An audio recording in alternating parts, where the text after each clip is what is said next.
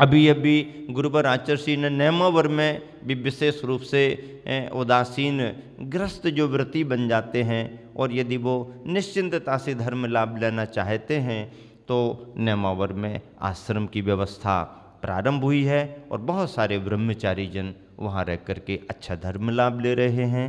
पिछले समय में हम लोगों ने रह कर के भी वहाँ देखा था, अच्छा है, स्वाध्याय, आहार विहार आदि आदि की अनुकूलताएं हैं।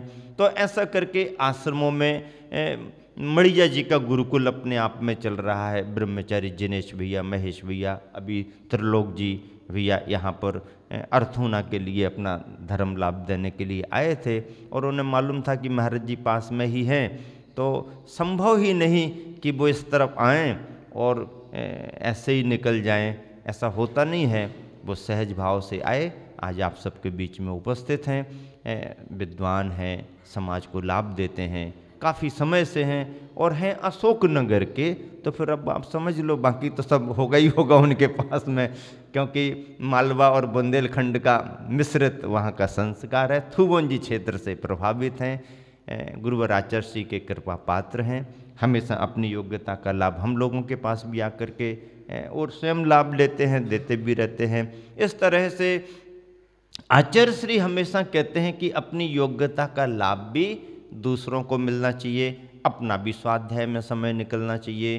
तो इस तरह से आश्रमों की चर्चा जब भी करते हैं तो एक आश्रम के बारे में तो मुझे ऐसा आया कि आश्रम की बिल्डिंग अच्छी थी लेकिन रहने वाले त्यागी वृत्ति नहीं, और उसमें रहने वाले केवल एक ब्रह्मचारी जी, बूढ़े ब्रह्मचारी जी। अब एक ब्रह्मचारी जी, अब वो ब्रह्मचारी जी तो सहज अपने स्वाध्याय साधना करते थे, उनको तो कुछ लेना देना नहीं, लेकिन अब उस आश्रम की व्यवस्था कमेटी बनाओ, व्यवस्था कमेटी बनाओ, तो समाज में इन बातों को लेके बहुत झंझटें होती हैं। कमेटी बनाओ, ये करो, ऐसा करो। यदि किसी से कहो कि आश्रम में कौन रहेगा तो नहीं नहीं, वो तो जो रहेंगे उनकी हम व्यवस्था बनाएंगे। अब व्यवस्था बनाने के लिए कमेटी बनी तो 21 लोगों की कमेटी बनी। कितने लोगों की कमेटी बनी? 21 लोगों की कमेटी बनी। तो 21 लोगों की कमेटी बनी तो हम लोगों के पास आए आशीर्वाद लेने के लिए, तो हमने आशीर्वाद भी दिया और कहा कि भैया आश्रम में रहने वाले एक उदासीन के लिए व्यवस्था बनाने वाले 21 पदासीन हुए हैं 21 पद पर आसीन हुए हैं। इतनी बड़ी कमेटी एक भैया एक दादाजी के लिए, नहीं नहीं महाराज जी समाज के हिसाब से कमेटी बनेगी, भैया बनाओ, समाज के हिसाब से बनाओ। तो ऐसा होता है कई बार, तथ्य हम भूल जाते हैं, उद्देश्य कई बार पकड़ नहीं पाते हैं और बाहरी व्यवस्थाओं पर भी बहुत ज़्यादा हमारा ध्यान केंद्रित हो जाता है। ये बातें आवश्यक तो हैं पर इनमें कुछ कमी भी हो जाए तो चलता है। मूल तो ये है कि त्यागी वृत्तियों की संख्या बढ़ना चाहिए और उनकी व्यवस्थाओं में, उनकी चर्याओं में अनुकूलता बनना चाहिए, तभी यह आश्रम वगैरह चलते हैं। पपौरा की चर्चा की थी, पपौरा में भी पहले गुरुकुल खुला था, वो बंद हो गया, चलाने वाले कोई नहीं।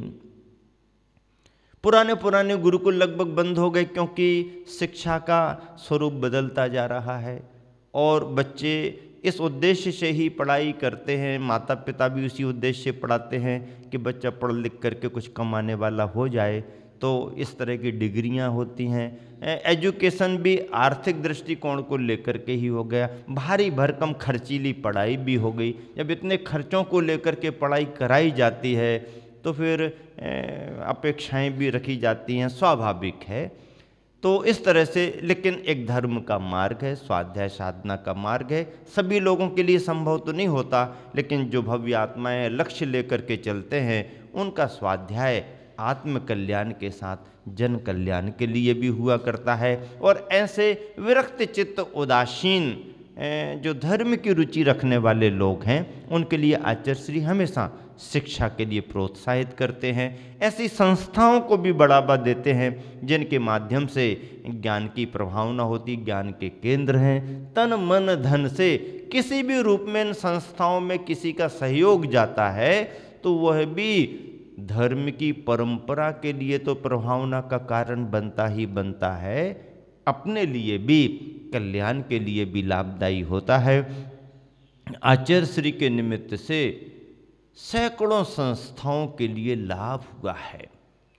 और फिर यदि देखें तो आचार्य श्री स्वयं चलती फिरती जीवंत संस्था हैं। आचार्य श्री ने अपना कोई एक ऐसा स्थान निश्चित नहीं किया। आज तक कोई भी ऐसा मठ मड़िया जैसा कोई ये हेडक्वार्टर हेडक्वार्टर नहीं, केंद्रीय कार्यालय ने ऐसा कुछ नहीं किया, फिर भी इतना बड़ा काम चल रहा है। आचार्य श्री जहां जाते हैं यथायोग्य सभी कराते हैं, लोग उनसे बंध जाते हैं और वो सबको छोड़ करके निकल जाते हैं। आचार्य श्री सबको प्रभावित तो करते हैं, सबको छोड़ करके निकल जाते हैं, और जिनको छोड़ करके निकल जाते हैं वह गुरुवर से बंधे बंधे उनके पीछे लगे रहते हैं। यही खासियत है। इतना लंबा प्रवास, इतने बड़े बड़े कार्य, इतने लोगों को मार्गदर्शन, इतना सब होने के बावजूद भी आचार्य श्री ने अपने लिए अपने रूप में किसी संस्था को तैयार नहीं किया, किसी स्थान को केंद्र बिंदु बना करके ऐसा भाव प्रकट नहीं किया कि सारी गतिविधियां यहीं से संचालित हों। यही गुरुवर के व्यक्तित्व का उन्मुक्त स्वभाव है। वह किसी से बंधे नहीं हैं, पर जहां भी जाते हैं सबको भावों से बांध करके चले जाते हैं। विलक्षण व्यक्तित्व है। विद्वानों ने जिनके व्यक्तित्व को पहचाना है, उद्योगपतियों ने जिनके व्यक्तित्व को पहचाना है, समाज सेवियों ने जिनके व्यक्तित्व को पहचाना है, कार्यकर्ताओं ने जिनके व्यक्तित्व को पहचाना है, जैनेतरों ने जिनके व्यक्तित्व को पहचाना है, बुद्धि वालों ने तो पहचाना ही पहचाना, अनपढ़ अंगूठा छाप वालों ने भी जिनके स्वभाव को पहचाना, जिनके व्यक्तित्व को पहचाना, ऐसे गुरुवर हम सभी के लिए इस कलिकाल पंचम काल में आदर्श बने हुए हैं। हमने तो बचपन में ऐसा सुना था, सारे तीर्थ बार बार गंगा सागर एक बार। तो हमने कहा ये कहावत तो दूसरे हिसाब की है, ये कहावत तो दूसरे हिसाब की है। इस कहावत को हमने बदल दिया, हमने अपने जीवन से बदला है। और मुझे लगता है जिसे भी अपना जीवन बदलना होगा उसे इस कहावत में आना पड़ेगा। कहावत क्या बना ली हमने भैया? सारे सागर बार बार और विद्या सागर बस, सारे सागर बार बार और विद्या सागर एक बार। नहीं, सारे सागर बार बार, विद्या सागर एक बार। खार खार की बात अभी मत करो अभी तो सार सार की बात करो। आचार्य श्री कहते हैं कि सारभूत तत्व तो हमारा अपना अध्यात्म और आचरण ही है। जिसके जीवन में अध्यात्म और आचरण की प्रधानता रहेगी वह स्वयं सारमय ही है, समय सारमय ही है, कहने की जरूरत नहीं है। उसका स्वभाव ही समय सार हो जाता है। इसीलिए मैं 4 पंक्तियां बार बार सुनाया करता हूं। धर्म का प्याला पिलाकर देखो, धर्म का प्याला पिलाकर देखो, अनुपम सुख मिलेगा यहां आकर देखो। धर्म का प्याला पिलाकर देखो, अनुपम सुख मिलेगा यहां नहीं, वहाँ जाकर देखो। यहाँ नहीं। यहाँ नहीं, बदल दो जरा। धर्म का प्याला पिलाकर देखो, अनुपम सुख मिलेगा वहाँ जाकर देखो। अरे धुल जाएंगे जन्म जन्म के सब पाप हमारे तुम्हारे, एक बार विद्या के सागर में नहा के देखो, एक बार विद्या के सागर में नहा के देखो। एक बार तो नहा लो, संक्रांति आने वाली है। संक्रांति आने वाली है, एक बार तो नहा लो। संक्रांति के समय यदि कोई स्नान नहीं करता है तो अच्छा नहीं माना। स्नान तो रोज करते हैं, रोज स्नान करना अलग है, रोज का स्नान अलग है, संक्रांति का स्नान अलग है। महाराज जी, जैन परंपरा में तो ऐसा कोई उल्लेख नहीं है। अरे परंपरा में उल्लेख नहीं है, लेकिन लोक कहावत तो बनी है ना, लोक मान्यता तो बनी है, लोक मान्यता तो बनी है। स्नान करो, स्नान करो, और स्नान का मुहूर्त भी निकाल देते हैं कुछ लोग, तो मुहूर्त भी निकाल देते हैं। और वो परीक्षा ली जाती है, ठंडा समय है और ठंडे पानी में कैसे नहा पाएगा, ये पक्का है कि नहीं, पक्का है कि नहीं, पक्का है कि नहीं, सहन कर पाएगा कि नहीं, इसकी परीक्षा करने के लिए ही शायद पुराने लोगों ने ये क्रम बना लिया होगा। और अब जब अभी की सर्दी नहीं सहेगा तो आगे चल के महाराज बन करके सर्दी क्या सहेगा, ऐसा शायद कोई तथ्य रहा होगा। तो चलिए, संक्रांति का स्नान, हम लोग छोटे छोटे बच्चे थे, ठंड लगती थी, नहाने का जल्दी मन नहीं करता था, जब धूप निकलेगी तब नहाएंगे, अभी तो सर्दी ऐसा वैसा। तो पुराने लोग क्या कहते थे गाँव में, अरे जो नहीं नहाता है आज के दिन वो लंका का गधा कहलाता है। क्या? जो आज के दिन नहीं नहाता वो लंका का गधा कहलाता है। लंका और गधा, अरे भैया ये तो मुश्किल, ये गड़बड़ हो गया। लंका का गधा, और लंका का गधा थोड़ी बनना है। नहाओ, जल्दी जल्दी नहाओ, जल्दी जल्दी नहाओ।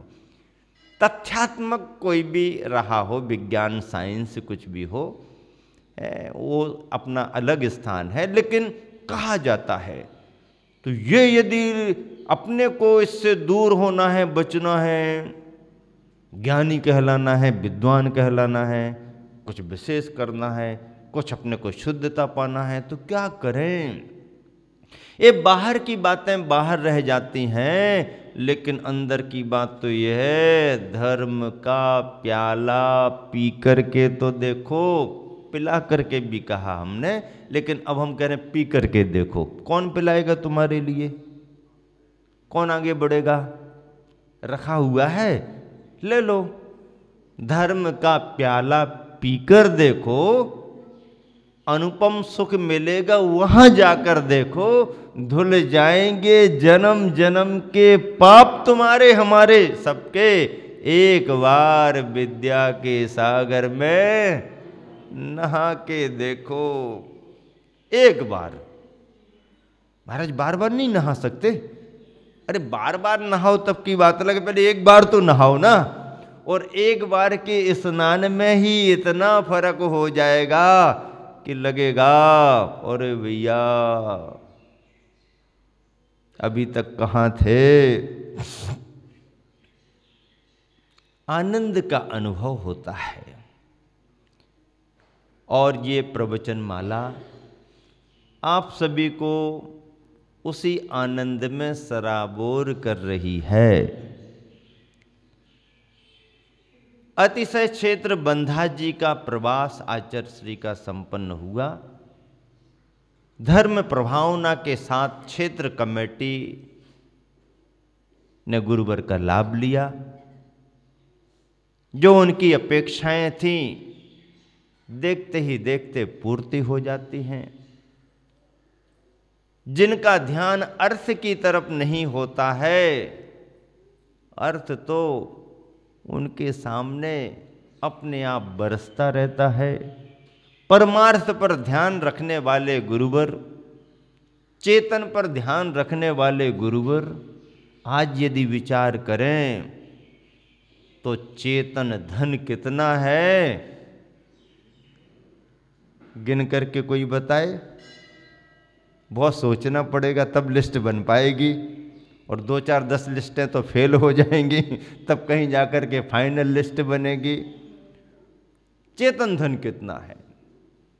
पिच्छीधारी तो ठीक है, लेकिन बिना पिच्छी वाले चेतन धन गुरुवर के लिए समर्पित, जिन परंपरा के लिए, जैन परंपरा के लिए, मोक्ष मार्ग के लिए समर्पित व्रती जनों की संख्या,